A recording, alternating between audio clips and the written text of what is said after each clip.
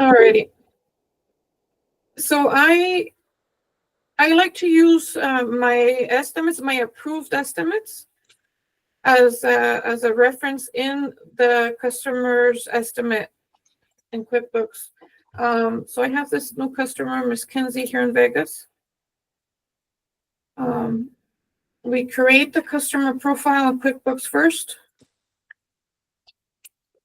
Okay, so this is Irma. Kenzie. I have her. Yeah.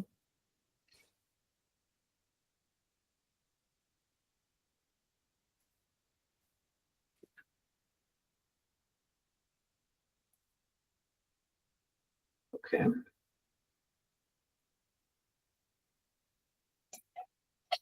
I don't have her email on here, but I'll just do her phone number. Okay. 7. Probably more importantly, put the cell phone number there. Yeah, it's the same. I can copy. No, it's different. Her cell number is 773-416. Oh, okay, okay. 883. I think that's maybe her husband's because I've been calling the other one. Oh. All right. All right. And then her address is 22. This one.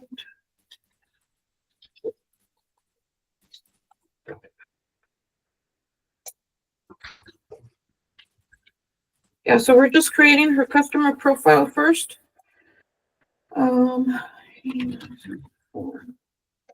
This other stuff can remain blank. We don't need the rest. Okay, so once we have her customer profile, we create the project.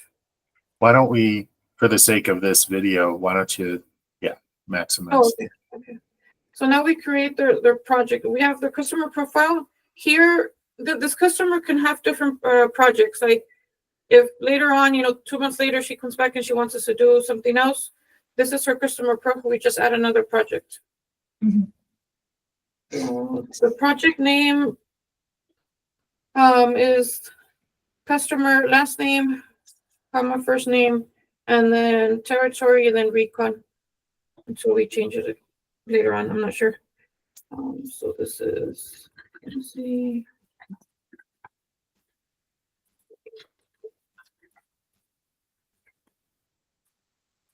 Yeah, and those dashes are helpful for me, just so everyone knows. In some of the reporting I do when I export data, there's certain formulas and text to columns I do that's helpful. So there's a lot of variation in the way these project names are created. Yeah. So like the dashes and the position of them, I've kind of moved past the way I originally was doing it, so that it's not as important, or I don't rely on it as much. But that is the correct layout. And I always tell them that there needs to be a space in between the dashes, because even when I look for my jobs in AR workflow, I type in LV and then space dash space Recon. If it doesn't have the spaces, I have to go back and look multiple times with different versions of this ending number here or letters. In AR workflow, do you do that? Yeah, so when you look for your customers in AR workflow, there's click on customers and then type in LV space dash LV Recon, and it gives you all the customers. Okay, I was just wondering why you can't filter on. You're seeing all the customers in the database, and you can't filter on your own assigned to you. No, but so these are when I search for unassigned customers. Like if I create this now, it might go to AR workflow and not be assigned to me directly. Sometimes it goes to Ms. Margarita. I see what you're saying. Yep. Okay. It means assigned, yeah.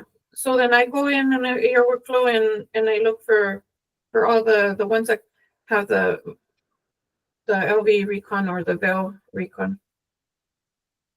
All right.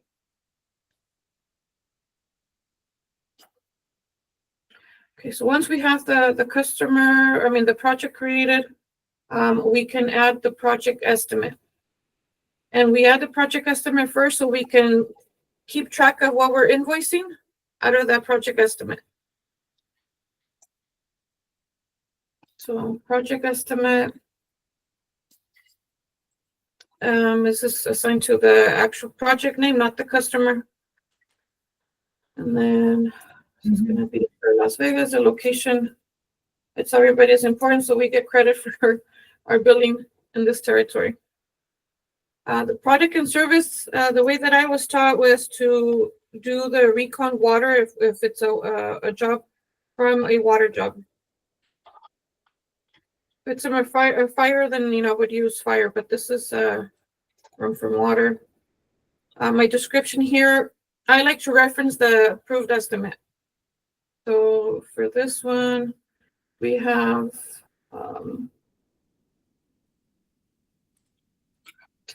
estimate approved on this date. And then I'll copy the claim number too. So this is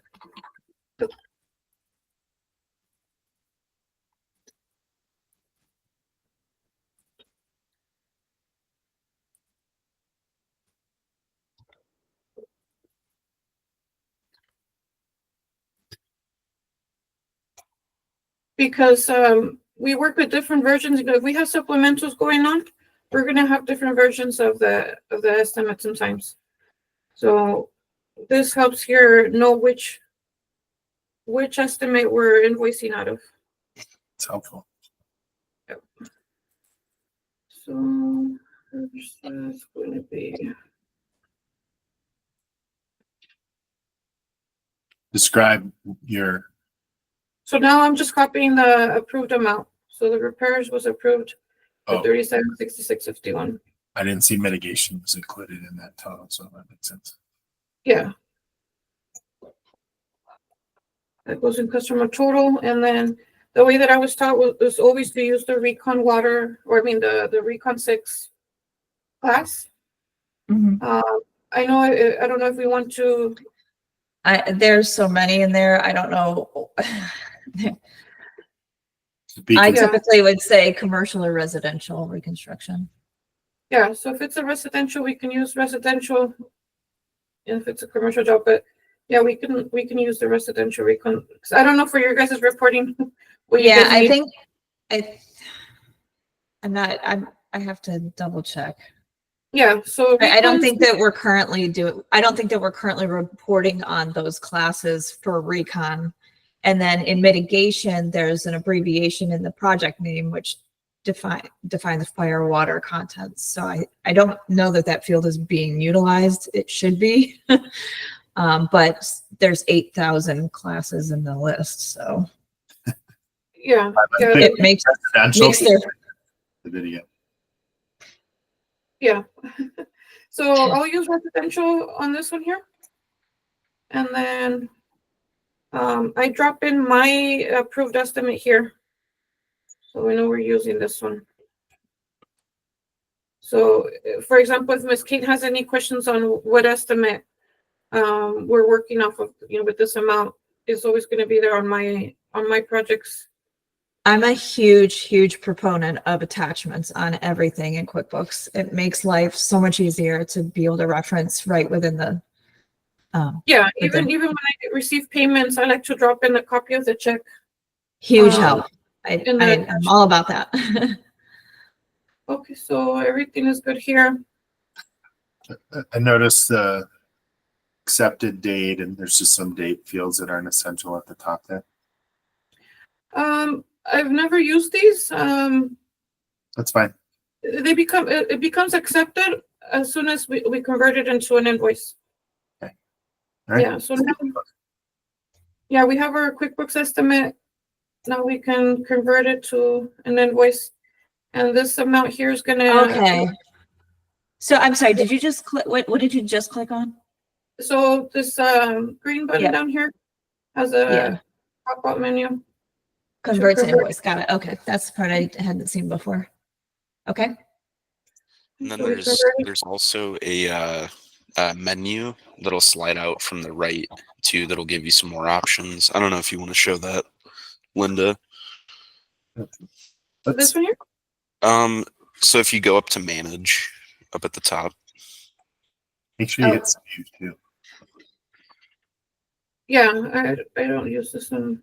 Oh, that's for the look. I think the look of the estimate. You can change the template or Yeah, whatever. that's Okay. I know you can convert through that one too. That's what I use for the most part, but either way, doesn't matter. Okay. It'll all accomplish the same thing. All right. Okay. Good. So every time, so once I invoice this 50% and she's ready for an extra, you can go back to the estimate. And if there's still money due on this estimate or money that hasn't been invoiced, and you click on convert to invoice, it'll give you, an option to invoice a remaining amount or a certain percentage. Okay. Cool. So it'll keep track of how much is left over. Yes. Okay. And then if That's there's no interesting. more, if there's no more money to invoice out of this estimate, it's not going to give you an option. Awesome. Okay. Okay.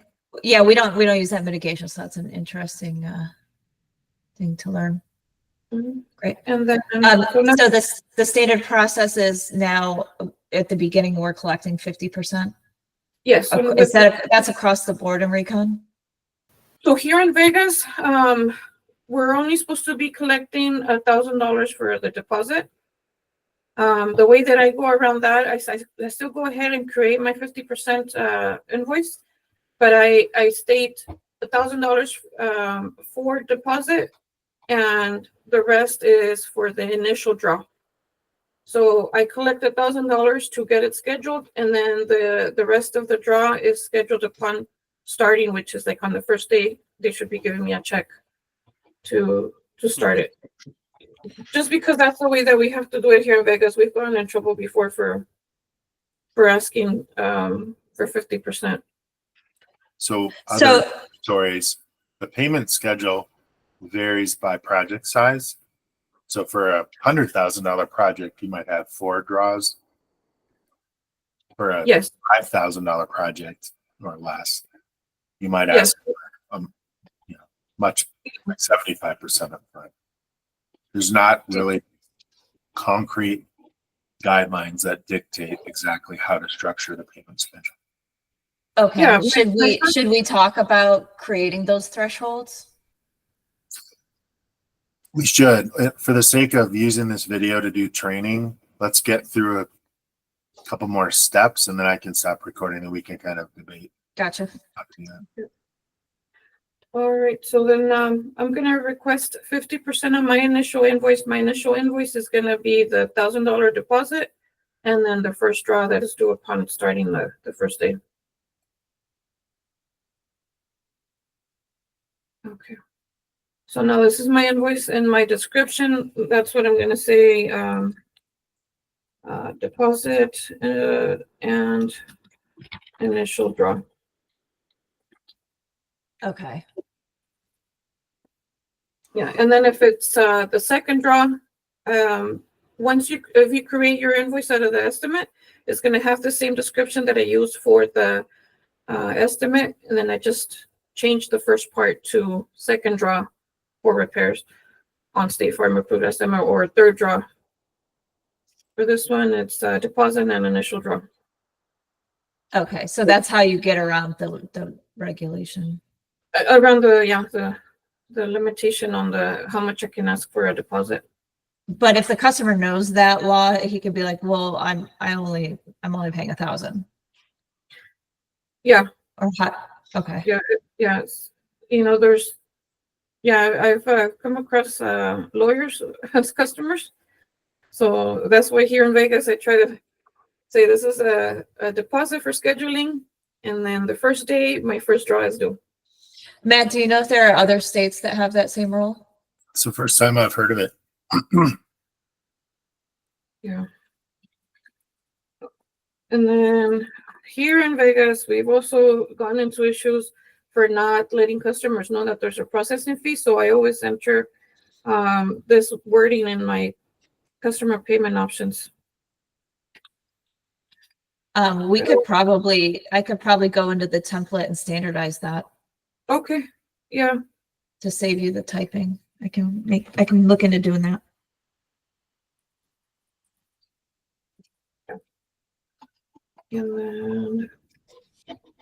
and my So, note to customer. I have had some people kind of fight back on the ACH fees. Is it okay if we turn those off? I understand the credit card fee, but for them to do the transfer, it charges like a $35 fee. Yeah. $35 is very high for an ACH fee. That's an AR workflow standard. We have a separate collections platform that we use for ServPro, and we actually just launched it for EcoSafe. And they charge $1 per transaction for ACH, so plus a monthly fee. So we charge everybody $2. So it's just more beneficial than AR workflow. I think with the number of ACH transactions you guys are doing, though, it might not be worth it. But if they really wanted to fight it, we could process the ACH in one of those other companies and move the money over, just like when we receive a check to the wrong account. Gotcha. Okay. But as far as removing, I mean, I think the $35 is a little steep, but I do believe that AR Workflow charges us that $35. We don't get that. Okay. Let's keep going. Linda, you're notating some things that will go to the customer in this invoice. Yes, so my note to customer, because it is a small job, I'm not gonna write out a whole payment schedule on my form. I could just indicate the payment schedule here on the note to customer, so they know what other payments they can expect to make. Okay.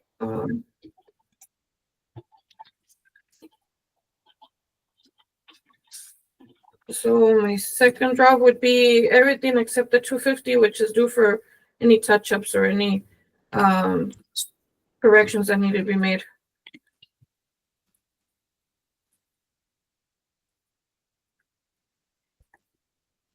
That way they're not holding everything back. Okay. For a small nail pull or a small correction. Excellent. I want to get to how do we make sure a payment from a customer gets attached to the Recon project? Okay. All right, so this one is done. Always make sure that the terms are due upon receipt. Is it, I guess it defaults to net 30. Okay.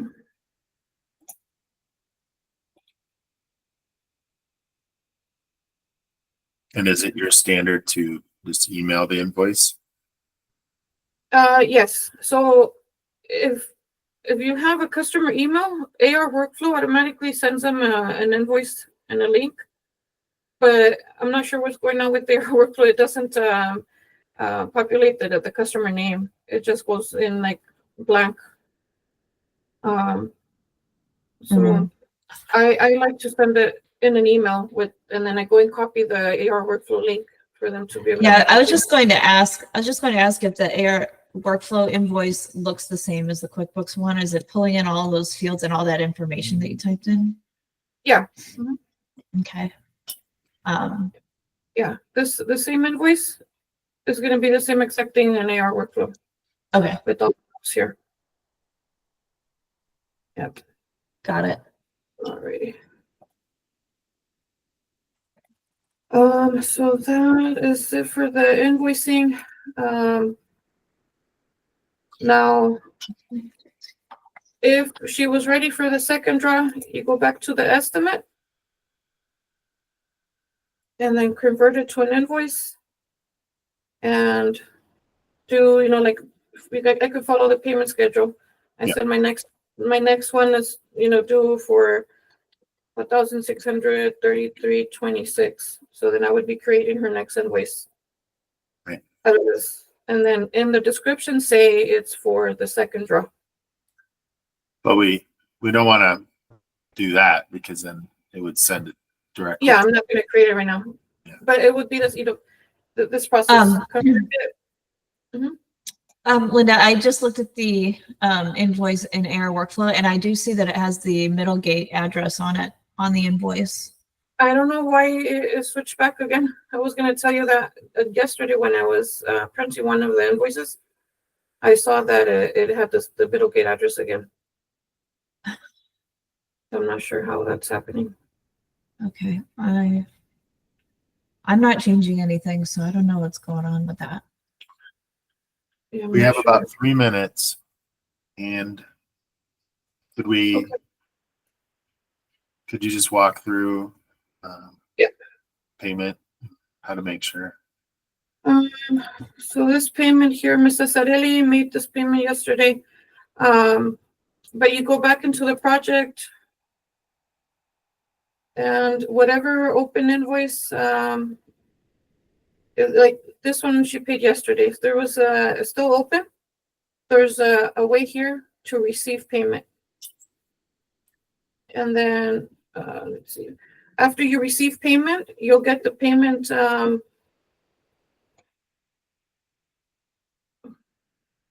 you'll get this screen here. Here's what I noticed is if you pick the customer name, not the Recon project, Right. revenue is going to be at the customer, not the project. Yeah, Well, so the revenue is going to be on the project because that's where she created the invoice. The payment can be on the customer or the project. It should be on the project. But if you have multiple projects under one customer and you get one payment, this happens in mitigation a lot. You would do it that way. You put it on the customer and apply it to all the different projects under the customer. But as long as the invoice is attached to the correct project, you don't have a problem with revenue. Okay. yeah, so I like to make sure that it's applied to the actual project. Yeah.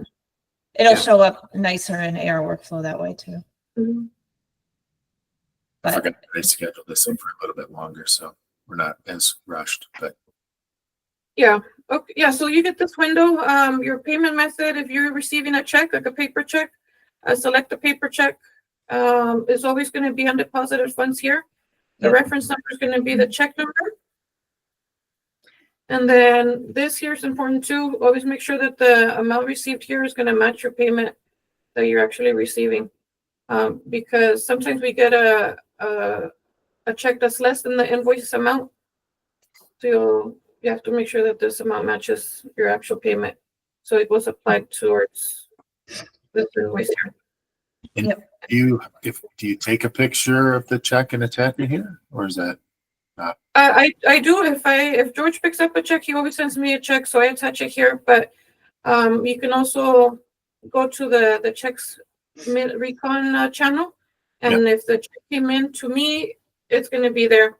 If the check goes to our Alpine box, I think Luis can get copies of the check. Yep, and we've got a pretty good process in place with anything that is that Louis receives or anything that ServPro receives on Recon's behalf. We're on top of that, moving the money over and applying the payment. Okay. Yep. Super helpful. Any Anything other that's any comments? checks that are sent to the PO box, Alpine Bank knows will do their best to deposit it to the corresponding account. Sometimes Recon checks are made out to ServPro, so they wouldn't know. That's when, at that point, that's when we find them, and or sometimes we have the same customer on both platforms. Real quick, is there a way we could get maybe some more visibility on when checks have either not necessarily been received, but when they've been deposited, rather than having to search through each individual customer to search for payments? Is there a spot that gets posted in to where, I don't know if it's like a specific accounting channel? Yeah, I mean, we've got a lot of different methods of receiving funds. So like my team, so Louis checks the Alpine lockbox daily, and I don't know, Linda, is he sending a screenshot of all the pro build deposits? Not all the time, because I know that I received Miss Peterson and I didn't know that. Yeah, so I'll talk to him about sorting. We can filter down to Recon, and he can screenshot those and put them in the billing channel. Yeah, We'll implement that. That'd be a huge help, because I've had a couple checks show up that I didn't even realize we had received that I'd been waiting on. So okay. Yeah. But you know, they are, I know it's kind of annoying, but they are posted right away and should be applied. So it's not like, so there shouldn't be, the customer balance should be reflected by it. But I'll ask him to start screenshotting that and putting it in the billing daily. I'm going to stop recording unless there's any other important steps to convey. No, I think that's it. So QuickBooks is always going to sync to Ramp and to AR workflow. Right. So whatever we enter in QuickBooks as a project, we'll be able to see it in Ramp and AR workflow.